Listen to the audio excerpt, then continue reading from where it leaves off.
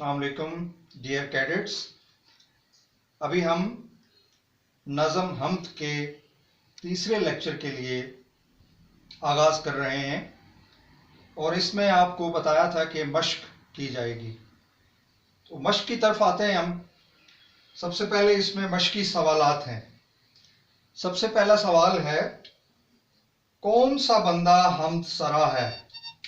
तो इसका जवाब नोट कर लें, यहाँ पे लिखा गया है। जवाब नंबर एक बंदा नाफरमा हम्द सरा है, क्योंकि शायर ने यहाँ पे अपने आप को बंदा नाफरमा कहा है, यानी शायर ने अपने बारे में कहा है कि एक बंदा नाफरमान अल्लाह ताला की हम्द कर रहा है। सवाल नंबर 2 है, किसका हक सबसे मुकद्दम है? इसका जवाब ये होगा कि अल्लाह ताला का हक सबसे मुकद्दम है। सबसे अव्वलीन, सबसे बड़ी जो जिम्मेदारी है वो एक मुसलमान के ऊपर, वो अल्लाह ताला का हक अदा करना है। इसी तरह सवाल नंबर 3 है, महरम और नामहरम में क्या फर्क है? इसका जवाब, महरम जानने वाला और नामहरम ना जानने वाला, शायर के नजदीक दोनों में कोई फर्क नहीं। एक जानने वाला भी उसकी तारीफ बयान करने से आजिज है। चौथा सवाल है, अल्लाह ताला का गधा किस में मगन रहता है? इसका जवाब है कि अल्लाह का गधा अपनी कमली में, यानी अपनी चादर ही में मस्त रहता है, मगन रहता है। उसे दुनियावी जाहो जलाल नमूदो नुमाइश की परवाह नहीं होती। आगे 5वां सवाल है कि बादे सबा घर घर क्या लिए फिरती है? इसका जवाब यहां पे लिखा गया है, बादे सबा यानी सुबह की हवा घर घर अल्लाह ताला की वहदानियत और उसके रब होने का पैगाम लिए फिरती है। तो ये मश्की सवालात हैं।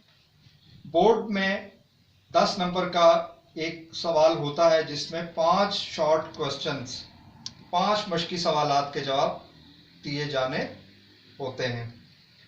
इसी तरह तशरीह, मरकजी ख्याल और शॉर्ट क्वेश्चंस, ये सारे आपके बोर्ड के पेपर में शामिल किए जाते हैं। इससे आगे ये सवाल नंबर 5 है, उसमें इशारात की मदद से हम्द का खुलासा लिखने का कहा गया है। तो खुलासा गोया एक तरह से मरकजी ख्याल ही को कहा जाता है। इसमें ये इन्होंने हम्द की चीदा चीदा बातें लिख दी हैं। दिलों पर अल्लाह का कब्जा है, नाफरमान बंदा हम्द सराई कर रहा है, अल्लाह ताला की बंदगी का हक कैसे अदा हो सकता है, महरम व नामहरम बराबर हैं, खिलत सुल्तानी हर शय पे मुहीत है, हर तरफ उसकी खुशबू है, हाली का बयान सबसे जुदा है। यानी इन अल्फाज को भी आप मरकजी ख्याल के लिखने में, खुलासा तहरीर करने में इस्तेमाल कर सकते हैं, इन अल्फाज से मदद ले सकते हैं।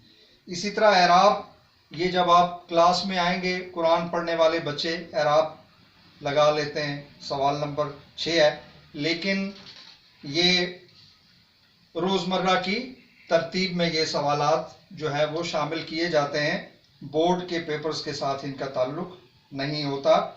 आखिर में एक अहम चीज़ जो कि आपके एमसीक्यूज़ में भी शामिल हो सकती है और आपसे ये एमसीक्यूज़ में भी पूछा जा सकता है कि काफिया और रदीफ क्या है, या काफिया और रदीफ किसको कहते हैं, या काफिया और रदीफ में फ़र्क क्या है।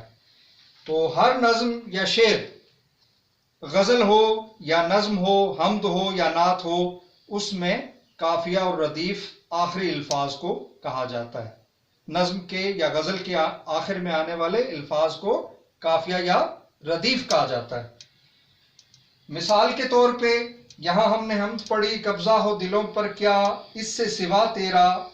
इसके बाद दूसरे मिसरे में है हम्द सरा तेरा, दूसरे शेर में है कैसे अदा तेरा, तीसरे शेर में है भेद खुला तेरा, चौथे शेर में है गदा तेरा, 5वें में है गिला तेरा, 6ठे में है पैगाम सबा तेरा, 7वें में है सबसे जुदा तेरा। तो किसी भी नज्म या गज़ल में जो बिल्कुल एक जैसे अल्फाज हों और उनको कहा जाता है हम वज़न हम आवाज़, एक जैसी आवाज़ रखते हों, हम वज़न हों, उनको काफिया कहा जाता है, काफिया। और ये हमेशा रदीफ से पहले आता है। मिसाल के तौर पे हमद में शेर को देखें तो पहले शेर के आखिर में आ रहा है सिवा सरा, दूसरे में है अदा, तीसरे में खुला, चौथे में गदा गिला। ये तमाम अल्फाज एक जैसे हैं, एक दूसरे से मिलते जुलते हैं। हम आवाज हैं और हम वजन अल्फाज हैं, इनको काफिया कहा जाता है और ये रदीफ से पहले आता है। यहां पे लिखा गया है कि काफिया हम वजन हम आवाज अल्फाज को कहते हैं। रदीफ क्या है? रदीफ किसी भी नज्म या गजल के आखिर, शेर के आखिर में आने वाले लफ्ज को रदीफ कहा जाता है। और रदीफ एक ही लफ्ज होता है जो पूरे नज्म या गजल के अंदर आखिर में एक ही रहता है। जैसे यहां पे हमद में रदीफ क्या है? तेरा। ये लफ्ज हर शेर के आखिर में आ रहा है, मिसराए सानी यानी दूसरे मिसरे के आखिर में और मक्ता जो है उसके भी आखिर में। जबकि पहला शेर जिसको मतला कहा जाता है, जिसमें दोनों मिसरे जो है वो हम काफिया और हम आवाज अल्फाज भी दोनों मिसरों में काफिया और रदीफ एक होते हैं। यानी सिवा तेरा सरा तेरा, गोया सिवा और सरा काफिया हैं और तेरा लफ्ज जो है वो रदीफ।